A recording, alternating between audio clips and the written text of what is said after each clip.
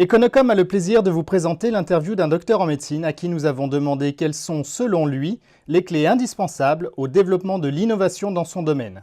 Il s'agit du docteur Marc Bruxo, nous parlant de la chambre revalidante. On n'est pas fait pour rester allongé.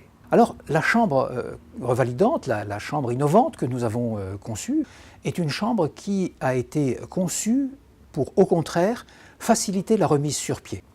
Il y a un lit qui se transforme en fauteuil, il y a du mobilier qui a été adapté, il y a aussi un environnement lumineux qui a été adapté. Il y a un accès multimédia avec une tablette multimédia très facilement accessible. Quand un médecin ou un soignant utilise ce terminal multimédia en présence du patient, il peut lui expliquer ce qu'on va lui faire. Il peut lui expliquer l'intervention qui va avoir lieu, l'intervention qui a eu lieu, regarder avec lui l'évolution de ses résultats et donc associer beaucoup plus le patient à son histoire, à ce qu'il est en train de vivre.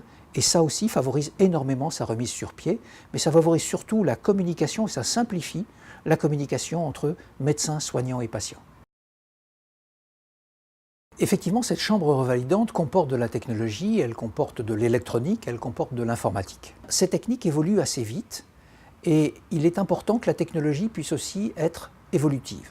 C'est donc indispensable dans le cadre d'une chambre revalidante d'avoir une offre qui permet facilement à la technologie d'évoluer. On ne peut pas attendre l'amortissement habituel d'un lit, c'est-à-dire 10 ans en général, parce que ce sera complètement obsolète et on ne pourrait pas apporter au patient ce qu'on serait capable de lui apporter comme amélioration technique qui, elles, vont très vite. Si on apporte simplement la technologie et qu'on n'apporte pas en même temps la formation au personnel et en même temps aussi l'aide à changer leur processus, à changer leur organisation, on court à l'échec. Je fais le pari que les fauteuils-lits qui seraient installés sans formation et sans accompagnement au processus verraient très très vite leur fusible débranché pour qu'ils restent en lit. Parce qu'au moins, des lits, on sait comment faire.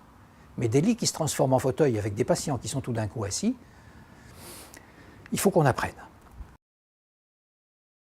L'ambition aujourd'hui pour Econocom, c'est d'apporter pour ses clients les bénéfices du digital au profit de leurs enjeux métiers.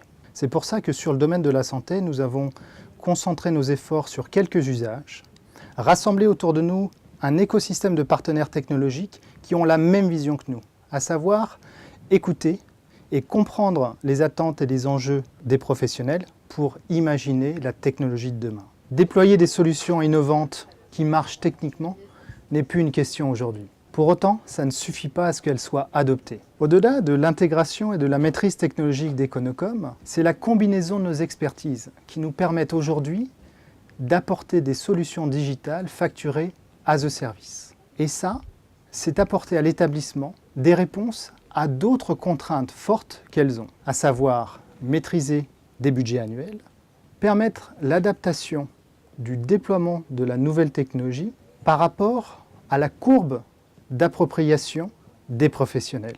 Et c'est enfin apporter des options de rafraîchissement technologique qui soient en cohérence avec le moment opportun où les utilisateurs en sont demandeurs et non plus à la fin et à l'échéance des durées d'amortissement de technologies qui souvent deviennent obsolètes ou sont obsolètes depuis plusieurs mois, voire quelques années.